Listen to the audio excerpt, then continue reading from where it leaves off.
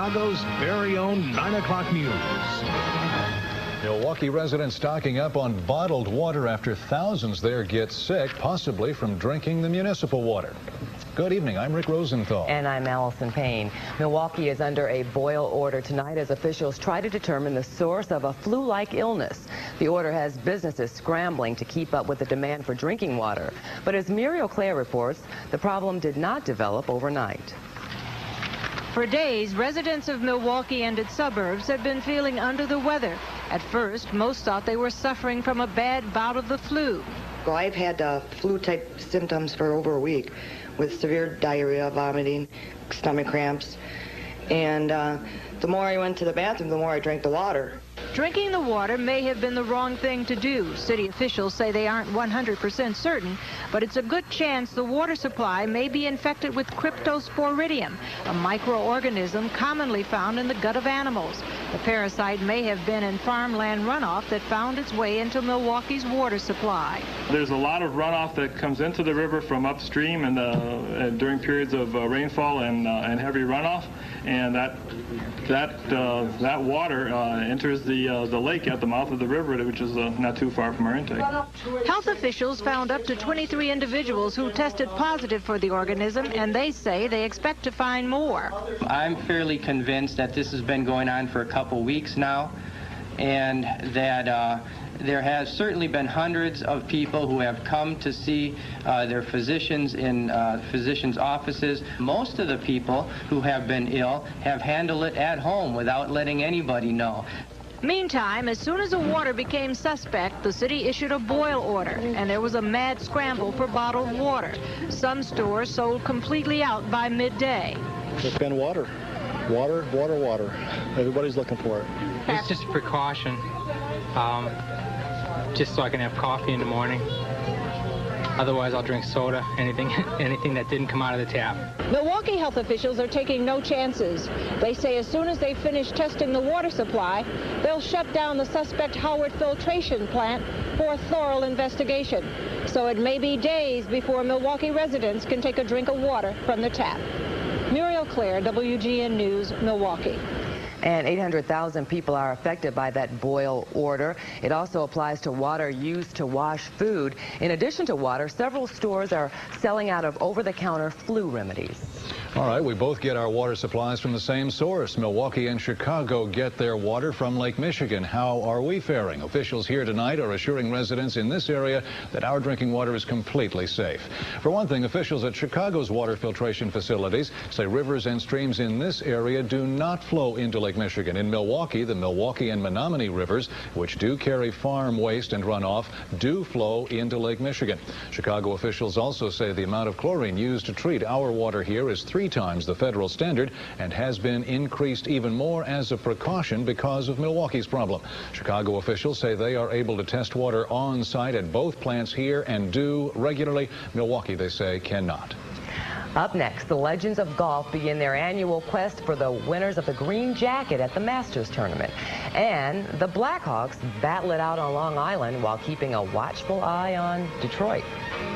Also, it is not dome sweet dome for the Twins. The White Sox keep swinging. And later, shootings by police spark anger in Paris.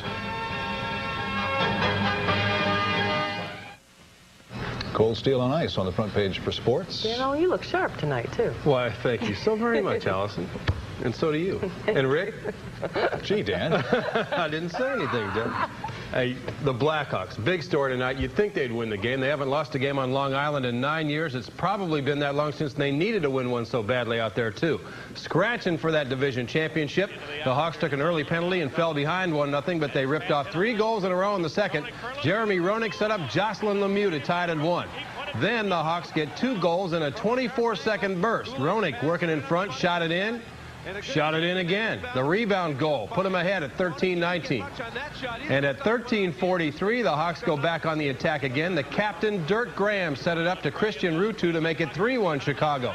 The Islanders scored early in the third, but the Hawks held them off the rest of the way. It is just over, and Chicago a winner by a final score of 3-2 with 99 points now, tied with Detroit for first in the North. The Wings all over Tampa Bay tonight, 9-1. Toronto is losing, which is good news, 3-2 in the second at Winnipeg. Also in the NHL tonight, Boston leading Quebec in the third, Philadelphia in front of Washington. Well, the White Sox are home from Minneapolis looking like a bunch of Paul Bunyan's after pounding out another win over the Twins this afternoon. The fun started in the second inning, a triple by Lance Johnson, then killer Karkovice stepped up to the dish. The ball hit deep to left center field, way back. You can't put it on the board. Yes! Number one for Karka, 2-0 White Sox lead, then 3 more runs in the fourth. Lance Johnson drove in 2 of his own here. George Bell and Robin Ventura both come in to score, and the Sox were ahead 5-0 after 4. Alex Fernandez, a little wild early, but good after that. Asked Pedro Munoz. And then more offense in the 7th inning. Tim Raines jacked one. He has 2 homers in the first 3 games. The Sox were up to a 7-2 lead.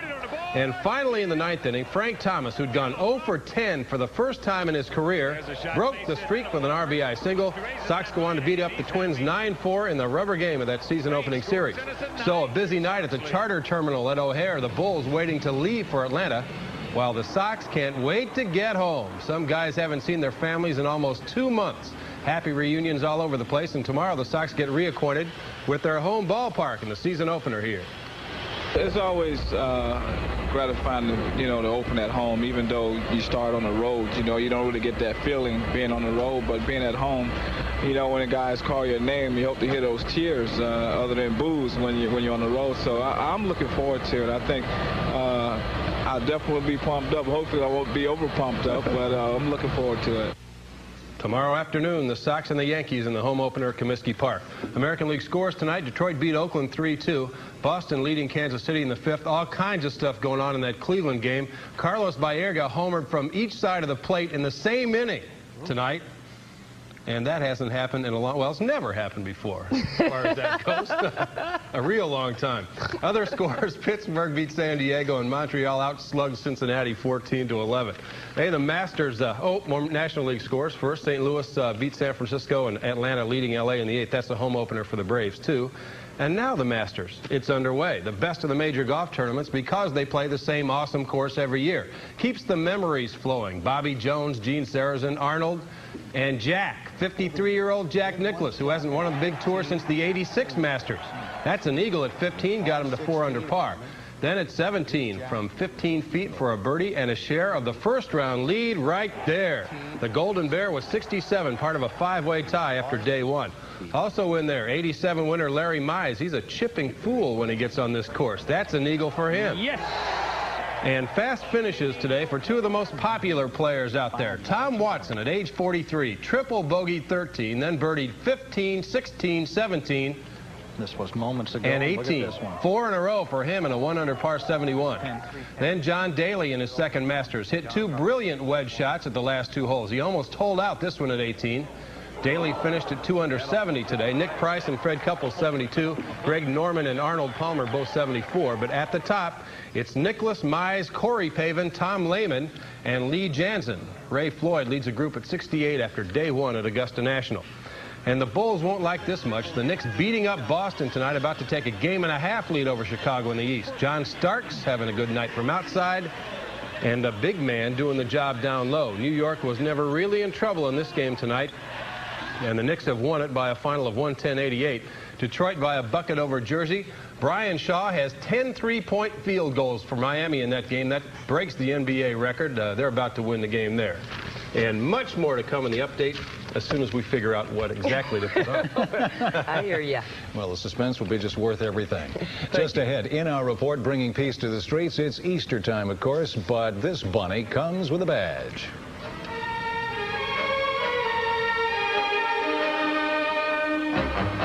At an above normal temperature again today, and yes, it is lightning you're seeing in parts of the area. The satellite shows what's been going on. We had showers from these clouds, but notice the hole that opens up out here, allowing temperatures to warm to the mid and upper 60s in the western part of the state. And as the cold front, this batch of clouds here is shown pushing into that late today. We've developed some 24,000-foot top thunderstorms, which are flashing rather actively and brilliantly in some parts of northern Illinois tonight. There is a storm, though, down to the south, and this is going to turn the winds off the lake the next couple of days, which could have an impact on us. But let's watch tonight's thunderstorms gather in a line right here along a bit of a cold front that will pass through toward morning. Cloudiness and some showers linger behind the front at this point in time, so we may not clear right away, but there's at least hope that for the opener tomorrow for the Sox that we'll see at least a little sun late in the day. As you can see, clearing skies out to the west, and that area at this moment is not terribly cold. We've been spared a big rain by powerful and even deadly thunderstorms and tornadoes down in the south. There's flooding, 4-inch rains. Look at the bright thunderstorm clusters there. This is a storm system starting to form, and as it swings northeastward, the winds are going to turn around to the northeast here in Chicago starting late tomorrow, more so tomorrow night and Saturday, and of course northeast winds running down the 39-degree lake waters mean we're going to turn cooler, and then another storm will slide in, be in this position by late in the day Saturday, about ready to rain on us for Easter Sunday. That's a little bit of a change in the reasoning and the timing on all this, but here's the upper air tonight. See why we're warm? Flow comes up from the Gulf, but as this system lifts out, looks like a vigorous rain system will develop just east of us, and then a 130-mile-an-hour jet stream roars in off the Pacific and sits like this 3 days from now. By the time we get to Easter Sunday morning, when you're on the nose of that jet, as we will be in the Midwest, the air is lifted, and that could make some rain. Look at this storm lined up behind another one swirling vigorously off the west coast, and then another one making contact with the west coast. This is the one that has given us showers today, the violent weather down south. Here's the one that slides on shore right here and comes at us for Easter Sunday. So depending on what that does, that's going to have a big impact on our Easter weekend. 59 today, and look at the way we've climbed the stairs temperature-wise over the last week. The normal high is 56, and we were above that today. Well, there will be some scattered thunderstorms tonight, and there will be some showers into the morning hours tomorrow, hopefully to let up after the early afternoon. Look at tomorrow's highs in the 50s, lowering to 40s late in the day near the lake, but 80s down here in the southern Midwest. Two weather systems to affect us. This one we feared would come in late in the week and bring rain. It looks like it'll slide just east of us tomorrow night and Saturday. But the next one comes in like this and brings us some rain late Easter Sunday. So the two weather systems we watch, and then next week it could really get chilly. Big high pressure to build in Canada, turning winds off the lake, and by Tuesday next week we'll be running more than 12 degrees below the norm. That's why our 7-day temperatures stay subnormal throughout the period, and we do bring that Easter Sunday and part of Monday rain in the area. Still mild tonight, and we'll wake up to mild weather tomorrow morning, mid and upper 50s, and winds blowing in from the south tonight. Well, showers and scattered thunderstorms, breezy, mild tonight. Low temperatures down to 52, and south-southwest winds at 10 to 22. Tomorrow, overcast and sprinkly. In fact, there may be some lingering showers in the morning, but some clearing could occur late in the day and turning cooler at that time. We'll have a high of 55, and then temperatures fall off, especially near the lake and in the afternoon. Northwest to north winds by evening at 6 to 18.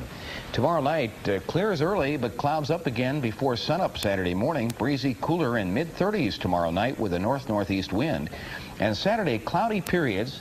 This will be of the low variety, breezy, cooler, especially near the lake. A high of only 40, 41 in that neighborhood on the lake shore, while it hits 52 out in the suburbs, where there's at least a fighting chance of a couple of periods of sun mixed in. Then Easter Sunday, we turn cloudy and rainy again and cool and in the 40s, which is a little chilly for a time of the year when you see mid and upper 50s. Sounds like April. Yeah, it really does, doesn't it? It can't quite make up its mind what it wants to do. Next month. Thank you, Thomas. Thanks for news for tonight. Thanks for joining us. I'm Allison Payne. I'm Rick Rosenthal. We'll see you again tomorrow night for the 9 o'clock news. Good night.